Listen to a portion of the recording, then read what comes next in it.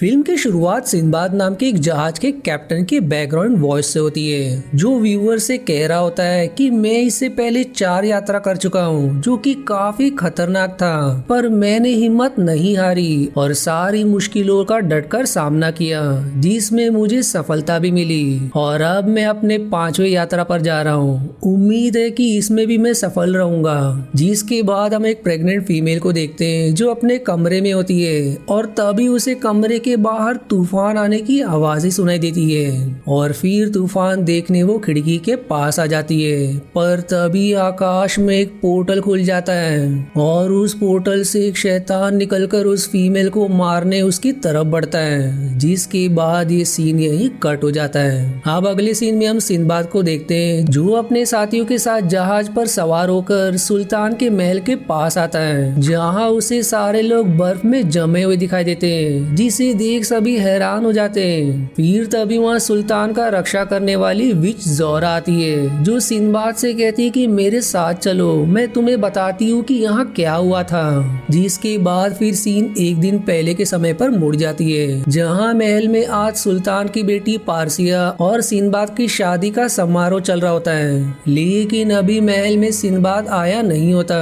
इसलिए तब तक सारे लोगों का मनोरंजन करने के लिए दूसरे शहर से एक जादूगर हसन को बुलाया जाता है, जो सभी के सामने एक डब्बा खोलता है, जिसमें से एक बहुत ही खतरनाक क्रीचर निकलता है, जिसे देख सारे सिपाही घबरा जाते हैं और भाले लेकर उस क्रीचर को मारने तैयार हो जाते हैं। लेकिन हसन फिर से उस क्रीचर को डब्बे में बंद कर देता है। अब उसका जादू देख सुल्तान एकदम हैरान और वहीं खुश भी हो जाता है। जिसके बाद हसन सुल्तान से कहता है कि यदि आपकी अनुमति हो तो जब तक सिंबाद महल में नहीं आता, मैं पारिसा पर कुछ जादू करना चाहता हूँ और मेरे इस जादू को देख आप सभी खुश हो जाएंगे।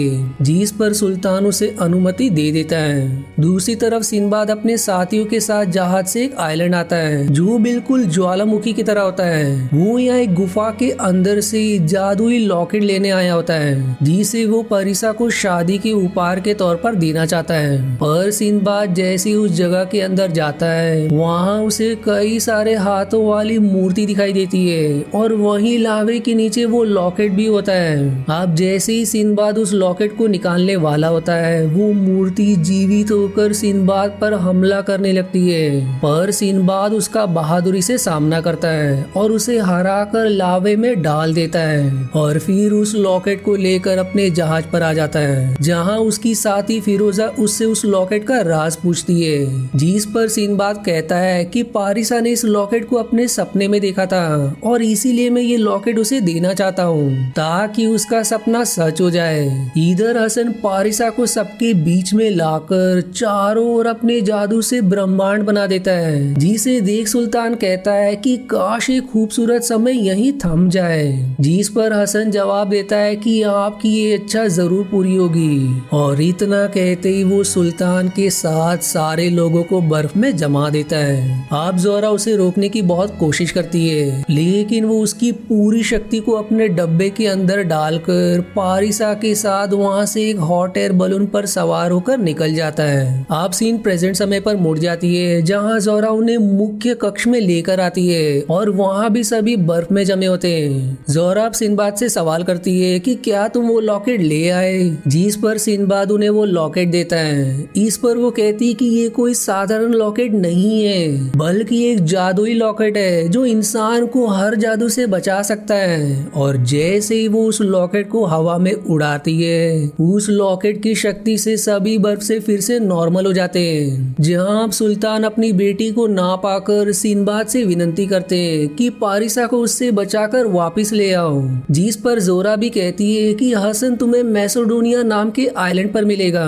इसलिए अब सिंबाद अपने साथियों के साथ जहाज पर सवार होकर वहाँ के लिए निकल पड़ता है। सिंबाद अब जब जहाज से आगे बढ़ रहा होता है तो उनकी जहाज का सामना एक खतरनाक तूफान से हो जाता है, जिसमें उनकी जहाज बर्बाद हो जाती है। पर भाग्य से सभी एक छोटी नाव के जरिए एक जादुई आइलैंड पर पहुंचने में सफल हो जाते हैं और उस आइलैंड पर पहुंचते ही उन्हें एक बहुत ही विशाल अंडा दिखाई देता है, जिसे देख उसके सभी साथी उसे तोड़ने लगते हैं क्योंकि उन्हें काफी भूख लगी होती है। पर सिंबाद उन्हें ऐसा करने से मना करता है, लेकिन वो उसकी एक नहीं सुनते और तभी वहाँ एक बहुत ही विशाल पक्षी आ जाती है जिसका वो अंडा है। वो अब उसके एक साथी को उठाकर पटक देती है जिसे देख सभी एकदम घबरा जाते हैं। पर सिंबाद कहता है कि उसे कोई कुछ नहीं करेगा, वो बस अपने अंडे की रक्षा कर रही है। इसलिए सभी उस आदमी को अपने साथ लेकर वहाँ से चले जाते हैं। इधर हसन पारिसा को एक पिंजरे में बंदी बनाकर रखा होता है जहाँ पारिसा उसे डराती है कि सिंबाद मुझे बचाने यहाँ जरूर आएगा,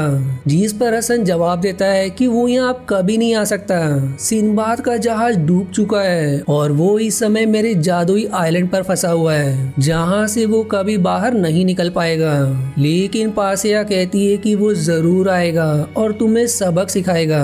दूसरी तरफ सिंबाद और उसके साथियों को आगे बढ़ते हुए एक मधुमक्खी के छत्ते का टुकड़ा दिखाई देता है जिसे देख सभी खुश हो जाते हैं और उसे खाने के लिए आगे बढ़ते हैं। लेकिन फिर से सिंबाद उन्हें रोकते हुए कहता है कि ये जहरीला भी हो सकता है। और तभी वहाँ एक बहुत ही विशाल मधुमक्खी आ जाती है जो उन पर हमला करने लगती है, लेकिन सिंबाद उसे मार गिराता है। पर अब वहाँ जमीन फाड़कर एक बहुत ही विशाल और खतरनाक मकड़ी निकल आती है जिसे देख सभी डरकर वहाँ से भाग जाते हैं। लेकिन वो मकड़ी सिंबाद के एक साथी को पकड़कर निगल जाता है, जिसके बाद वो सिंबाद की तरफ बढ़ती है। पर जैसे ही वो उसे खाने वाली होती है कि तभी वहाँ एक अजीब सा ही विशाल क्रीचर आ जाता है जो उस मकड़ी से लड़ने लगता है और मौका देख सिंबाद भी वहाँ से भाग निकलता है। अब अकेले ही आगे बढ़ते हुए वो एक गांव में आ जाते हैं जहाँ उसे घर के बाहर एक फीमेल दिखाई देती है जो सिंबाद से कहती है कि मैं जानती हूँ कि तुम कौन हो और यहाँ क्या करने आए हो। वो फिर उसे अपने घर के अंदर लाती है जहाँ सिंबाद के बाकी साथी भी मौजूद होते हैं जो सभी शराब पी रहे होते हैं, जिन्हें देख सिंबाद खुश हो जाता है।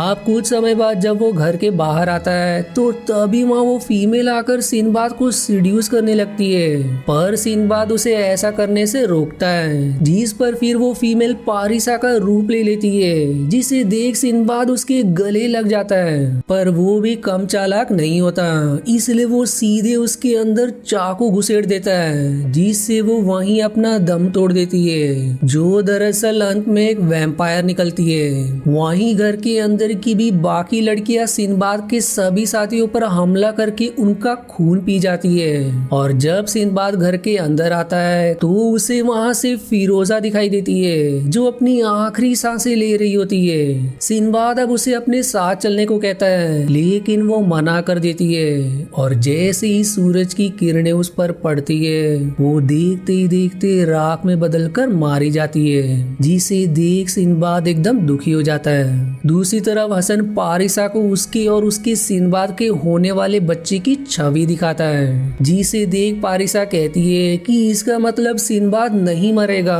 और हमारी शादी जरूर होगी। जिस पर हसन कहता है कि ये बात भाग्य में लिखी है, लेकिन मैं इसे ही रोकने तुम्हें यहाँ लाया हूँ और तुम्हें मारकर मैं इतना शक्तिशाली बन जाऊंगा कि भाग्य को भी बदल सकूंगा।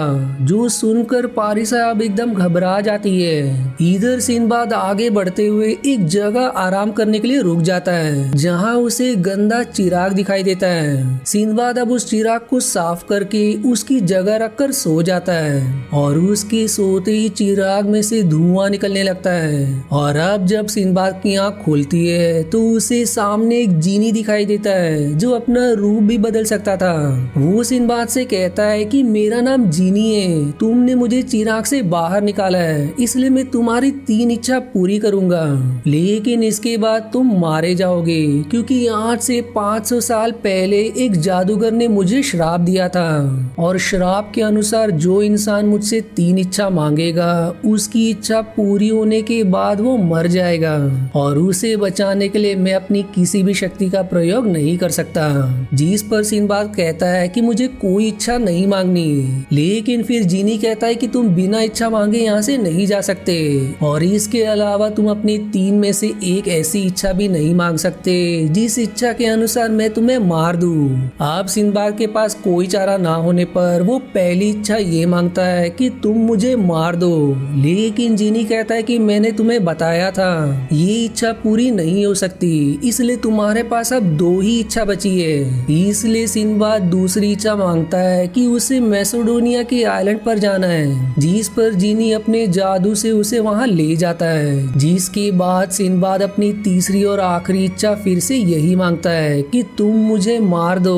पर अब जैसे ही जीनी उसे मारने वाला होता है, उस पर लगा श्राप खत्म हो जाता है, जिसे देख जीनी एकदम दंग रह जाता है। सिंबाद फिर उसे बताता है कि तुमने कहा था कि मैं 3 में से एक ऐसी इच्छा नहीं मांग सकता जिसमें तुम मुझे मार दो, पर तुमने ये नहीं कहा था कि मैं वही सेम इच्छा 2 बार मांग सकता हूँ, इसलिए मैंने ऐसी इच्छा मांगी जिससे तुम्हारा श्राप टूट गया। अब ये जानने के बाद जीनी सिंबाद का धन्यवाद करके उसे कांच की शीशी देता है, जिसके बाद वो वहाँ से गायब हो जाता है। पर सिंबाद को कुछ समझ नहीं आता कि शीशी में आखिर क्या है, पर फिर भी वो जीनी का दिया वो उपहार समझकर रख लेता है। अब आगे बढ़ते हुए उसे एक ब्रिज दिखाई देता है, पर तभी एक कंकाल आकर उससे लड़ने लगता है। सिंबाद भी उसका बहुत ही बहादुरी से सामना करके उसे मार गिराता है, जिसके बाद एक और विशाल और भयानक कंकाल आकर उससे लड़ने लगता है और सिंबाद उससे भी लड़ते हुए उसे मारकर ब्रिज की दूसरी तरफ पहुंच जाता है, जहां अब उसे हसन दिखाई देता है। सिंबाद अब उससे सवाल करता है कि पारिसा कहाँ है, जिस पर वो उसे पारिसा को दिखाता है जो बंदी बनी होती है। साथ ही वो उसे खतरनाक जानवर भी दिखाता है, जिसके बाद वो सिंबाद को रिवील करता है कि ये तो बस एक चारा थी तुम्हें यहाँ तक लाने की। मुझे पारिसा की नहीं बल्कि तुम जैसे योद्धा की आत्मा चाहिए अपनी शक्ति को बढ़ाने के लिए। यदि तुम अपनी आत्मा मुझे देने के लिए राजी हो जाते हो तो मैं पारिसा को सुल्तान के पास छोड़ दूंगा,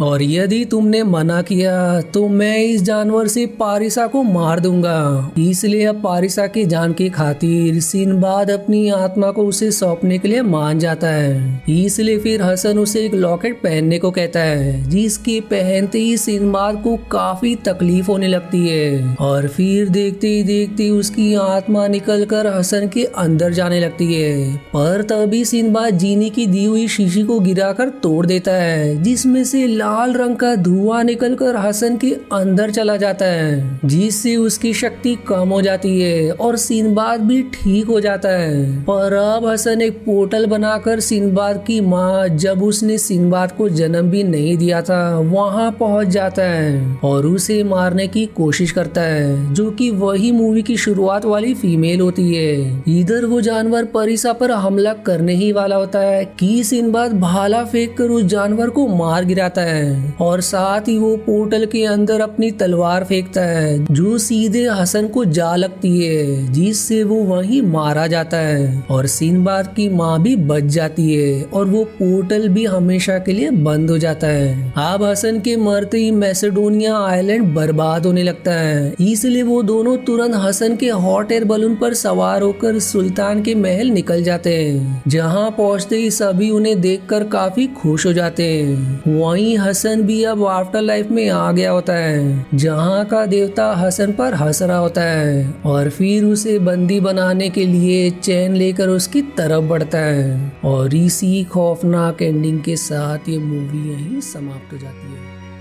आशा है आपको मेरी एक्सप्लेनेशन पसंद आई।